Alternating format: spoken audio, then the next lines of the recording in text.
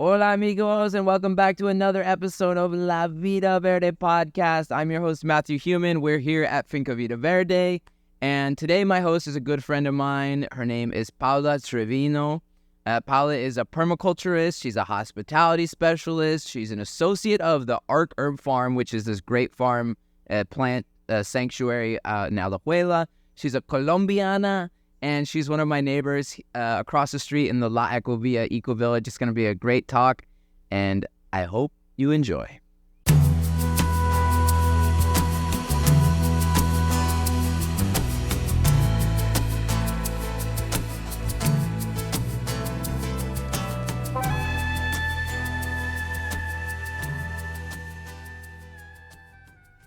Okay, Pablo Triviño, welcome to La Vida Verde podcast. Thank you for having me.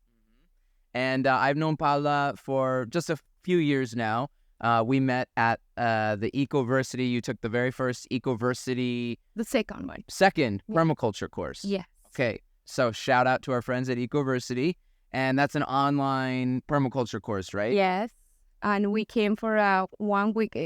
People came for a month, but it was just 1 week because I have Mateo was so little by that time.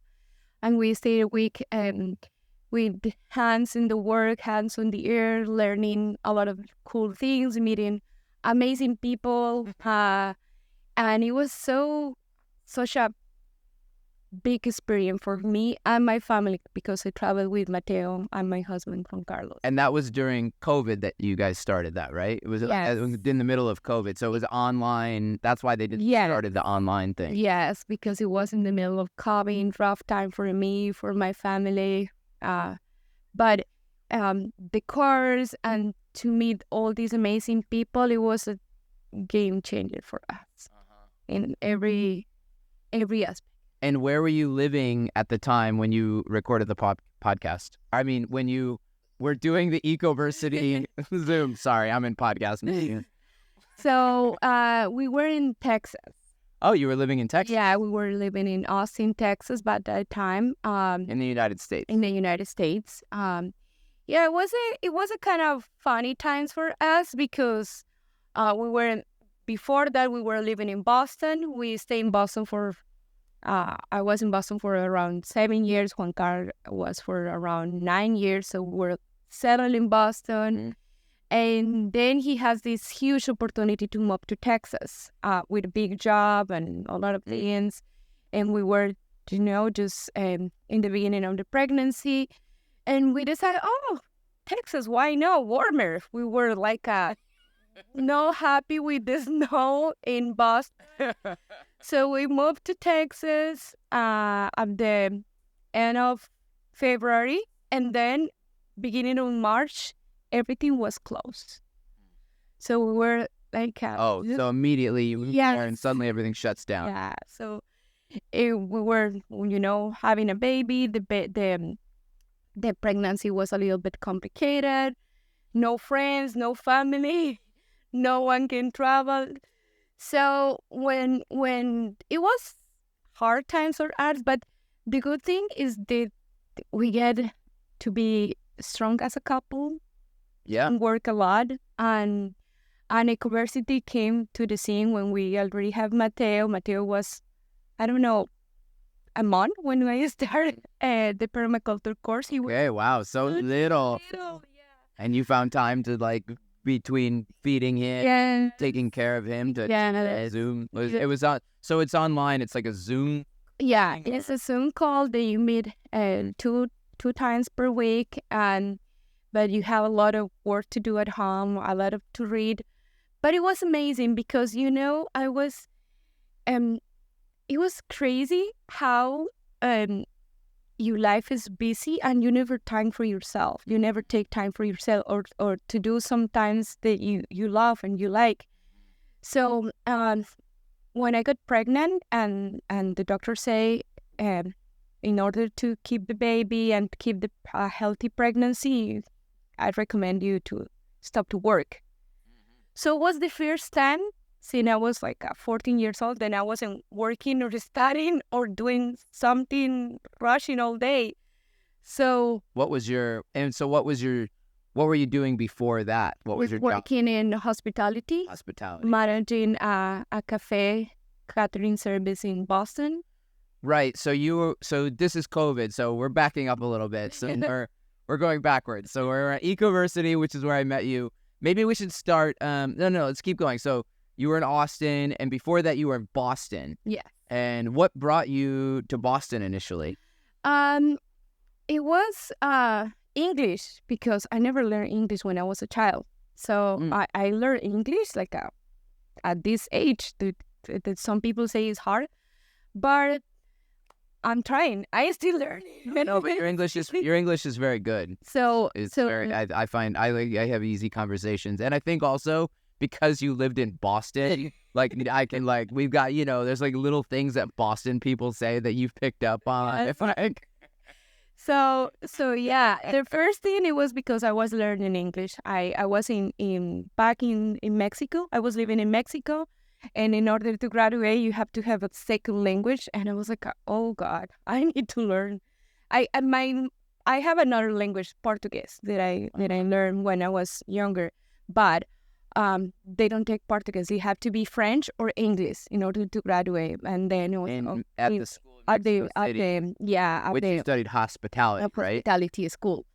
So I have the opportunity to go for a semester to Boston University. So I took that opportunity. I was in Boston for 6 months, and I loved the place, and I loved the vibes, and it was an amazing experience.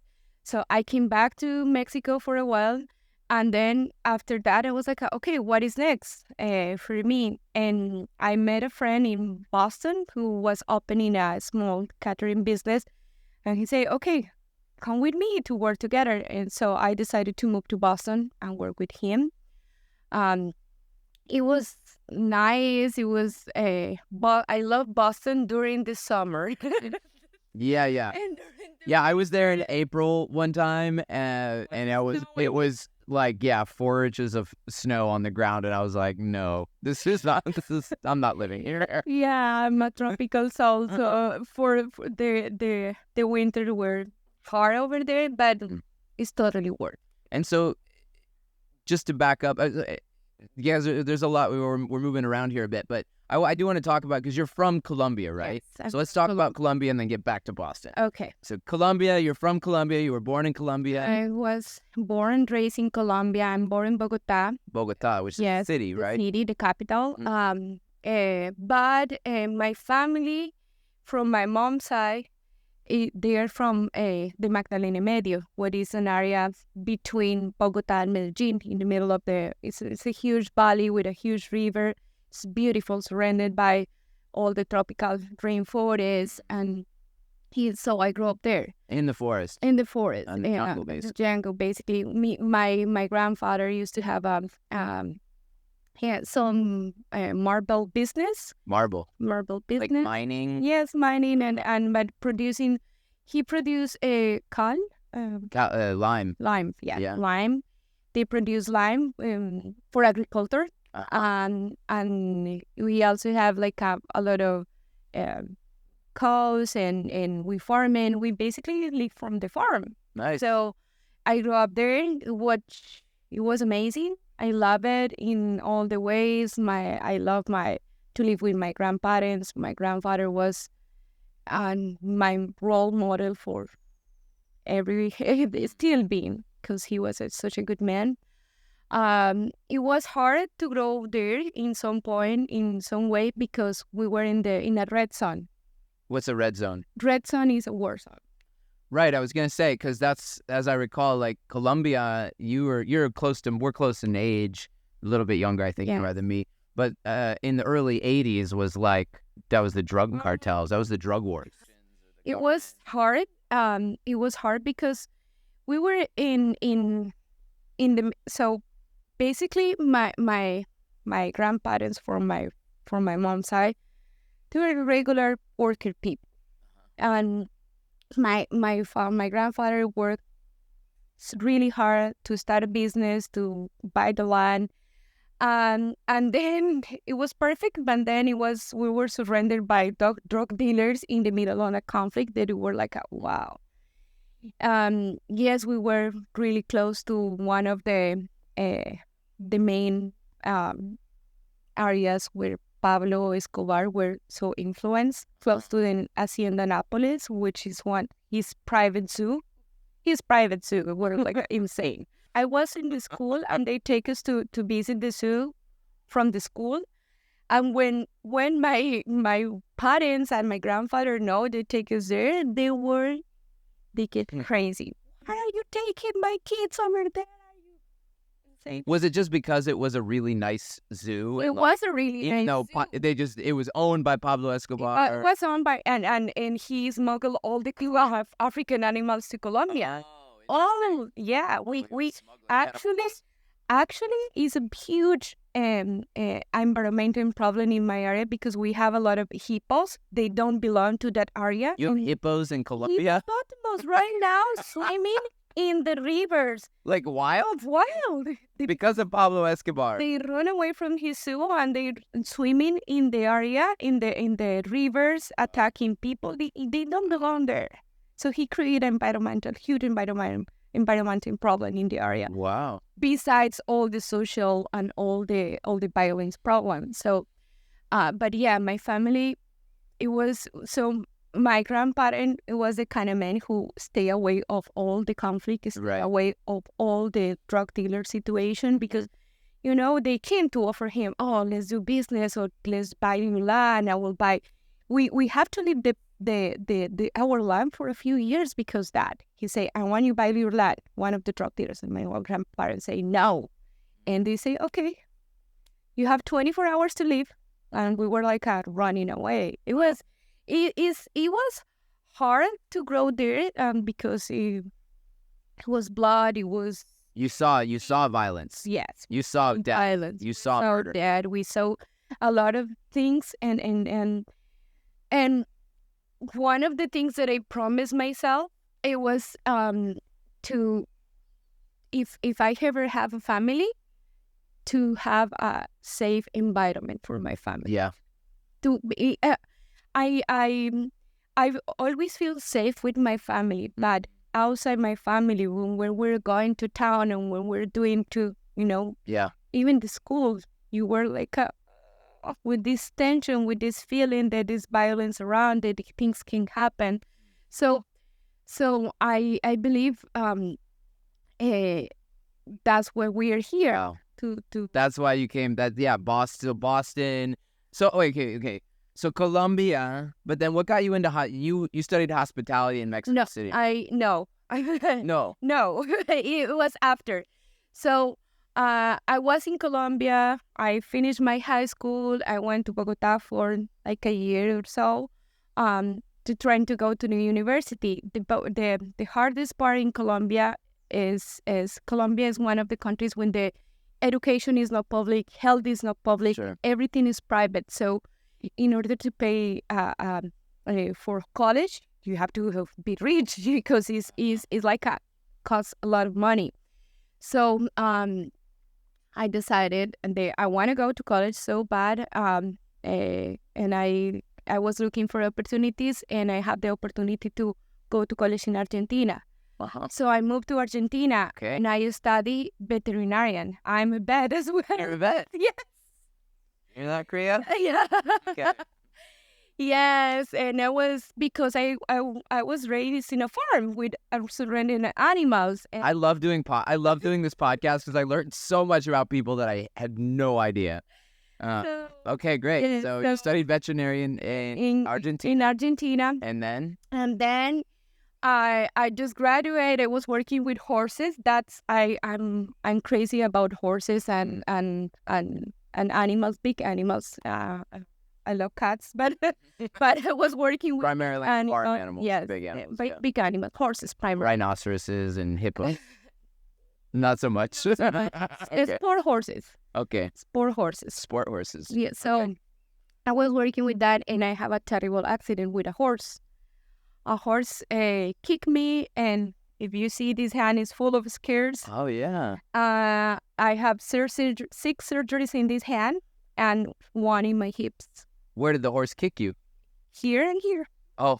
in my hand. Directly in those spots. Yes, and it breaks all the little bugs that are in your wrist, all the little ones. Wow. So it was a big accident, complicated. It was 2 years with cats, 6 months without able to walk.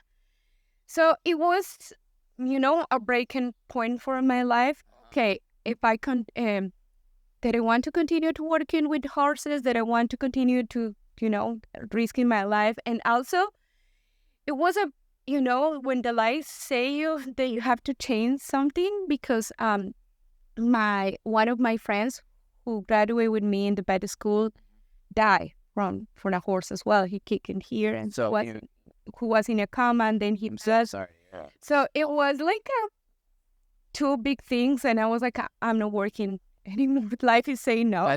No, yeah, veterinarianism is out. Okay, so yeah. So my mom. Do you still love horses? I still love horses. Yeah. You're not afraid of them? No. And I here in Costa Rica it's more hard, but I used to ride horses, and I would be in love with them forever. We'll have. I think in the future there will be more of that. One of my other good friends, Rochelle, who's in Alegria, is a big horse person too, and there, the neighbor Sebastian Alpizar, they have horses down there that they let people ride. We'll figure it out. How that out. Yeah. Okay. So after that, my mom back in Colombia, the business of my grandfathers had the farm. My mom used to have a little cafe, and for a while, and then she used to have a catering service. What kind of cafe? A small, like a small cafe, like any other. Did she have coffee, small snacks, sandwich, ice cream? In Colombia, you serve like a ensalada de frutas with theirs typically. Yeah, what's traditional? So it's curious, like what's called, like I know in Argentina they have like arepas, or is that no, Venezuela? That's Colombian. Arepas are Colombian? Colombian, yeah. I don't know. Our Venezuelan producer is giving us a fire. Arepas are Colombian. No matter you say. Okay. No. It's part of our culture, Venezuelan and Colombian. Sure. Well, you guys are right. Share that. Yeah, we are so similar in that way. The food and everything. So yeah. Okay. We're brothers. So you would serve arepas and... We sell arepas. We sell like sandwiches. We sell all this kind of food. And during the weekends and afternoons and the weeks, I used to work at the cafe with my mom, and she catered a lot. She do a lot of catering for different events. So whenever it was a 15 años or a wedding or something, she was the person to do all the food. So a 15 años, for those who don't know, that's not a thing in the U.S., right? It's not 16, yeah. It's 16, we call it, but it's not really a cultural thing so much anymore in the U.S. But it's still very popular here in like Latin America. Yeah, it's huge. And with the Jewish culture, they have the bar mitzvah, mitzvah. It's something that's interesting. Yeah. We've like American culture has kind of lost that kind of like rite of passage, actually. Yeah. So, but anyway, so 15 años. Yeah. A rite of passage for children, party for their... So yeah, whenever it was a big party in the area, my mother used to cook for that big party, and I used to help her, serving, cooking. Since I was like 11 or 12, I wasn't running with blades around.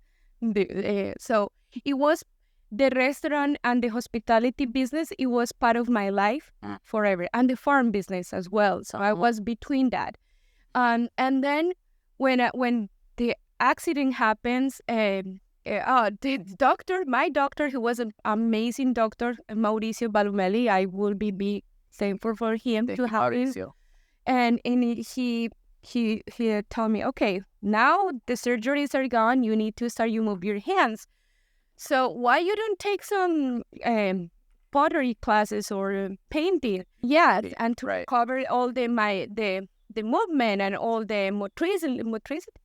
Motor skills and all of that. So, and he was okay. And I'm not an artist at all. I don't do that pretty thing. You're not No. I have another skills, I believe, but not the artistical even my mom do, and my family, my brother. Your family are all artists. Yeah, they do. My mom have a lot of handcraft and beautiful things. She paints and she do beautiful things. I don't have that. Okay. Not at all. So he recommend, why didn't they start to learn how to do sushi or chocolate or pastry when you use, your hands? So now I'm like, okay. So I was taking some sushi classes, and I was taking some a pastry lesson and chocolate in Argentina, back in Argentina. And then I finding myself loving it, cooking and going to the kitchen. And then I went to learn about wines. It's something that I like it as well. So I went to the Colegio Argentino de Vinos, learn about wines. And then I was finding myself again, because I was lost for almost 2 years because I was recovering of the accident, not working, not able to, have a social life or anything. So I was finding myself. So hospitality hugged me again. And I was like, okay, I want to go to the hospitality school. So, and I went to Mexico to do that. So, you did study hospitality in Mexico. In Mexico, yes. Okay. But after and then through that, you got a degree. I was studying. Yes, I got a degree in hospitality management, restaurant management. Restaurant management. And then I was in study also food and beverage development business. Desarrollo de negocios de alimentos y bebidas. It's like another diploma separate that I done. And I was working in restaurant. I was working with one of the fine dining group in Mexico. They have a few restaurants, Bar Tomate and Queens. They were their restaurant by the time I was in Mexico. The point, the restaurant that we have full reservation 2 months in advance. Wow. It was the place, wow. The cool place with the cool bar area with, it was amazing. It was amazing. It was cool. And I started over there. I started because I was, even I have experience in hospitality, but not a official experience because I was working in hospitality with my mom. And I was a server back in Argentina and a hostess in Argentina when I was in vet school, but never like a official position. So I started low as a host. Yep. And then I finished to be a service manager, and then I was in charge of the all event coordination part. They do a lot of events for business. So it sounds like you've done like everything. Yes. In the hospitality world. even a couple times. No dishwasher, and I was like, who is going to take care of the dishes? Me. Because I feel like you need to be in all the areas if you want to understand. For sure. Part of the business. Yeah. For sure. Yeah. So just because we could talk for freaking, like, I could tell there's a lot to talk to you about, but we have a time limit. So let's just fast forward. So you Mexico City, you've got your degree, 2 different degrees in hospitality and in food business management. You moved to Boston to study English. When I was finishing my degree in hospitality. Okay. And then I came back to Mexico, finished my degree, and then I moved to Boston. I met Juanca in Boston. He was lucky to meet me in Boston. I get it. I would say, Juan Carlos is the most amazing husband I can ever ask. He's a super sweet guy. Since the first day I met him, I've loved him. We are being together for more than 6 years, and I crazy in love with him. That's so amazing to hear. I love hearing that. Yeah, I found him like he's my rock, he's my support, he's everything. So yeah. Shout out to Juan Carlos. And he's a Tico. Juan Carlos is Tico. Yeah. And so you guys were in Boston. So I do want to talk just a little bit about, you worked at Vicky Lee's Bake Shop, which is a James Beard Award winning restaurant. Yeah, it's a Vicky Lee's Vicky Boyajan is the owner. Vicky is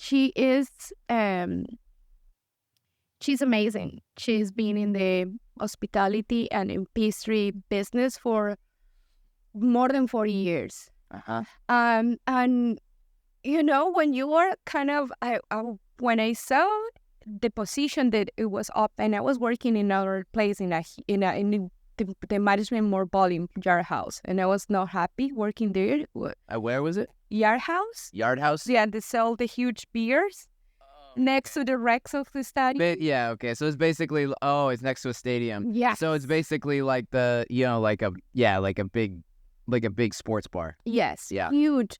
And don't get me wrong, because it was an amazing place to work, amazing people that I meet, but I was used to work with different standards. With in Mexico, Mexico food is gourmet, chef. The food is so detailed. That everything is so planned by every aspect. So that's not the place. And I was like kind of sad in that part of my career. And then I saw she opened a position to management the cafe, and I was kind of afraid to apply because I know her career, reputation that she's been in New York Times, she's been in the Boston Globe for many times. Right. Have a lot of prizes. Right, and the James Beard Award, for those who doesn't know, like James Beard is that's like the highest honor of a restaurant in the United States. So it's like the Oscars of the restaurant. Yeah, so it's an honor. So yeah, I was kind of afraid of that, but at the end, when I met her in the interview, I applied. She called me when I met her interview. It was like when you find someone that you share a lot of in common, and she's a hard-working person. Even she didn't want to the culinary school, but she had been working with one of the top chefs on the world. Yeah, you said she worked with Julia Child. She was like Julia Child's baker. No, she worked with a couple of times with her, and it was so she was. It was an honor. Yeah, it was huge for me. And I worked with her for about 3 years in the cafe. I love her, and we still be good friends. I learned a lot from her. She's one of my mentor and my teachers in talking in hospitality, and yeah, she is the person who you want to have, Yeah. She sold the Vicky Lee's now, and is under another owner. What is friend of mine, Jason Red, he is one of the best chefs in Boston around. She's a young chef, and she's amazing as well. But yeah, so we are yeah. Go ahead. Sorry. We're planning something together, and try to have her experience to us. But so you went to Boston, Texas. You were in Texas during COVID, and then what was it that inspired you to move back to Costa Rica? So it was a lot of things. When I was pregnant, it was this weird connection that we weird feeling. No connection. I was really connected and super happy because Mateo was a child that we planned and we decided to have it. So but I was feeling like it's something that I'm missing, and it's something that I'm missing. So I figured out was kind of this farming thing. So I started to grow my own garden in back in Texas during COVID when I was pregnant and was with Mateo. So I was starting to grow my own veggies and stuff. And I was looking for information, because some things that I used to do when I was a child, but I stopped to do it for so many years because I was living in a city. So then I was looking for information, and then I found permaculture, and I was like, oh my God, I love this.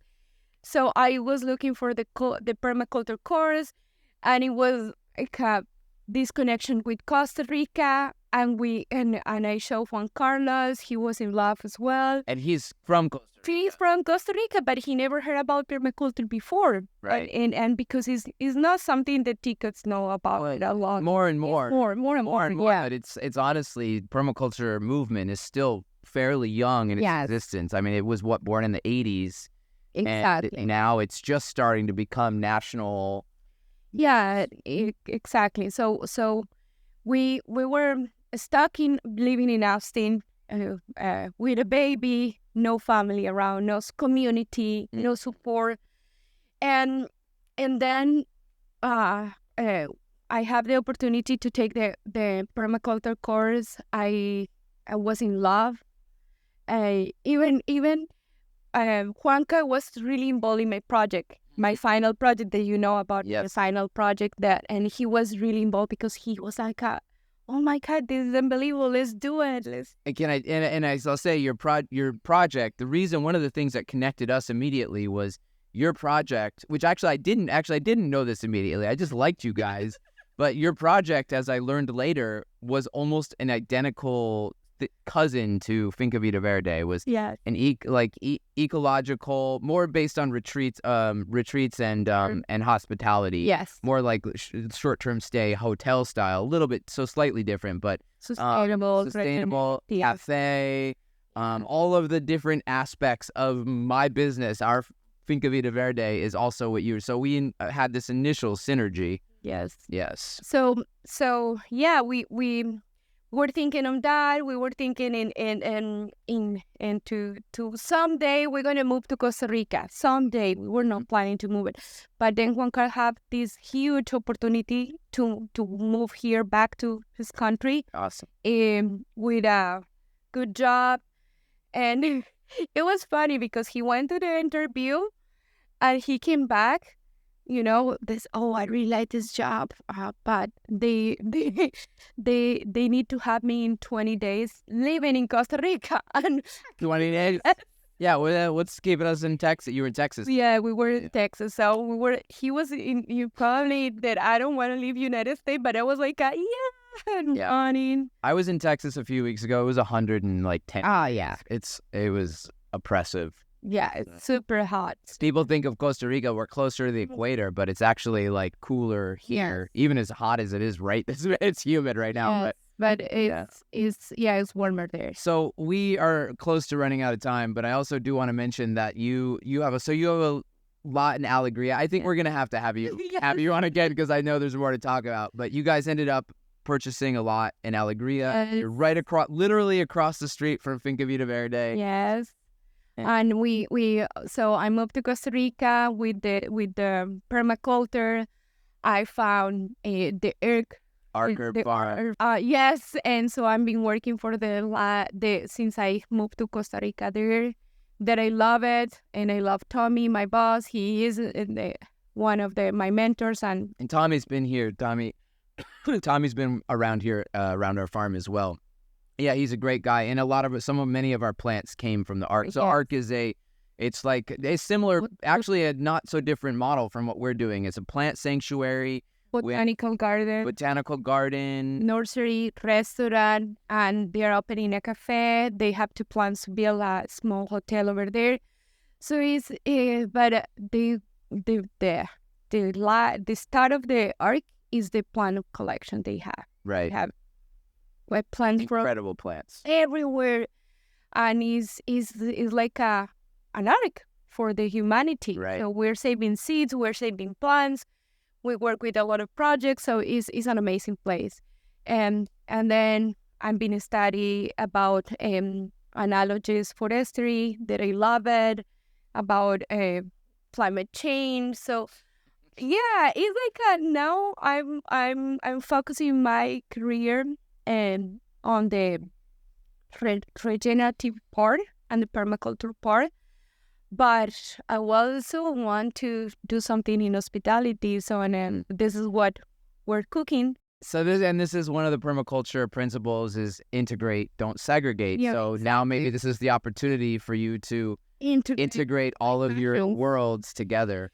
And it's not far because remember, I want to grow fresh food. I want to grow delicious food, naturally healthy food. Farm to table, cafe, restaurant with really good service, good cocktails, good experience. I think we're onto something here, Paula. We should keep talking about We this. do. I think amazing things happening. And so you've been staying here at Finca Vida Verde while we're getting your lot together in Alegria. And how's your experience been? I love it. I love to be here. Not just because I'm close to you, and we love to be close to you because the energy, the talks, and everything.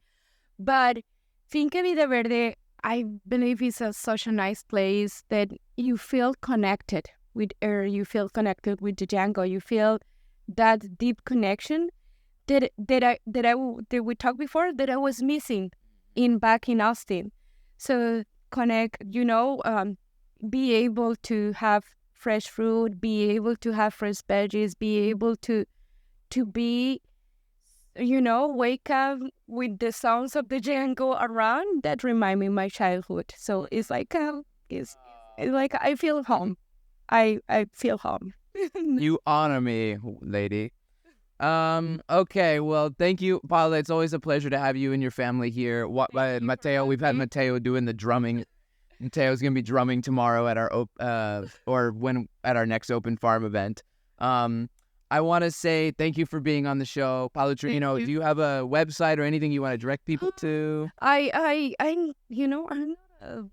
You're kind of behind the scenes. Yes, I'm not a social, but everyone, all the chats of the community, everyone reached me asking for plans of the earth. I always bring plans for the people, and I'm happy to help everyone. That's why I'm here. And so if you are in our local community, you know her as Pao with the horse, because that's her symbol. So, well, thank you so much for taking the time to be with us. I'm so grateful. My name is Matthew Human. This is Pablo Triviño. This is La Vida Verde podcast. You can find us on YouTube where we film it. So if you're listening on Spotify or Apple Podcasts, you can find it on YouTube if you want to see what we look like. You can also support us through Patreon, patreon.com/La Vida Verde podcast. And Instagram, our farm here, Finca Vida Verde CR. You can see all the links on the podcast here. Thank you so much. We had a really lovely experience, and we'll see you next Tuesday. We release episodes every Tuesday at noon, and so we'll see you next time. Pura vida. Thank you.